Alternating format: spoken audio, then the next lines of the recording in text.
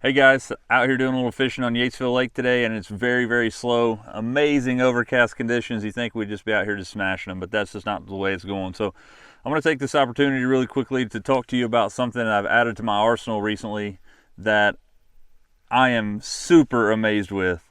So I have recently, or not recently, but I usually travel all over the country during the summer months, whether that be for work or for pleasure or if I'm on vacation or whatever.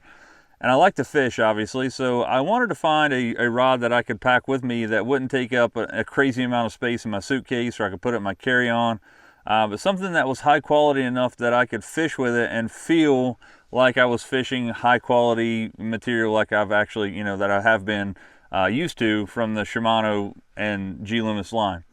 Well, I started doing some research, and I don't know if this is something new that Shimano's come out with this summer or this year. I couldn't tell you. I think it's probably new because it's the first time I've seen them.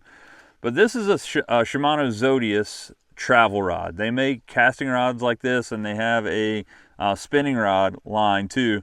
So I picked up the 7.2 medium heavy. The reason I did that is because it was the only one in stock that I could get my hands on at the time, and that was beginning this summer. That was like June, I think, or May or June. So when I got that, I got the 7.2 medium heavy just for the simple fact is the only thing I could get my hands on. If I had to do over with and I wanted to wait, I would definitely get like a medium, but this thing is actually really daggone cool. I have this paired up with a 70 series Corrado in the 7.4 to 1 gear ratio.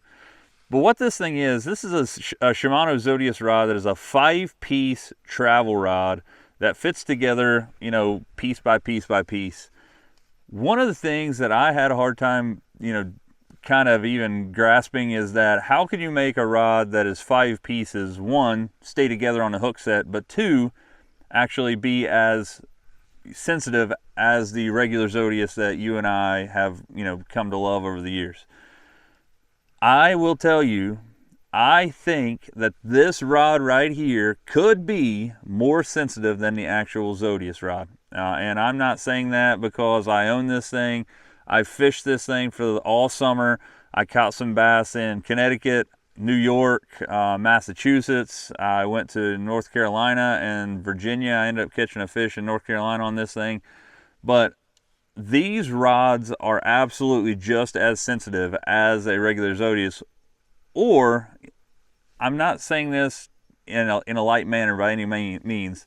This rod right here could be just as sensitive, if not more sensitive, than a regular one-piece Zodias. Now, are there any downfalls to this rod? I've only found one downfall, and it's not about this rod. So, I'll grab something here really quick. So, this rod right here comes, and again, the Shimano, these things come in casting and spinning, like I said a second ago. But they come with these really nice, soft bags that have a tie down here that you put the rod in. Well, the only thing that I have found that I don't like about this rod is I have a Shimano Corrado 70 on here, which is one of the smallest reels that Shimano makes at this time, but the reel and rod will not fit in this case. That is kind of an oversight, I think, from Shimano's part. There's really no way to get this in here with this reel. I guess you could put it in from the butt side and have most of the rod covered, but it's still not going to go down in there all the way. That is the absolute only downfall that I see about this rod. Quick note though, one thing I will show you is that there is kind of a learning curve of this thing. It comes with two really nice neoprene bands that have Velcro on them that's holding it together. I do have this rigged right now with a Texas rig, so I just have it right here, and I always keep this thing in my truck. So in case, if I get to a rod or get to a lake or something I want to fish. But you're just going to take these neoprene bands off, and obviously they go in order. I'm not going to put this thing together for you because obviously you know how to put something like this together. But I do want to show you something here, that the rod doesn't actually go together all the way. There's a little bit of a gap right here, and that is by design. It's that way so you don't want to cram that thing down in there because you could actually break the graphite. That is the only thing that I had a little bit of a learning curve to, because when I grabbed this I thought it should go all the way up to the little nub here, but it does not. But you just build this thing all the way out with a 5-piece rod. This again is a 172 medium heavy.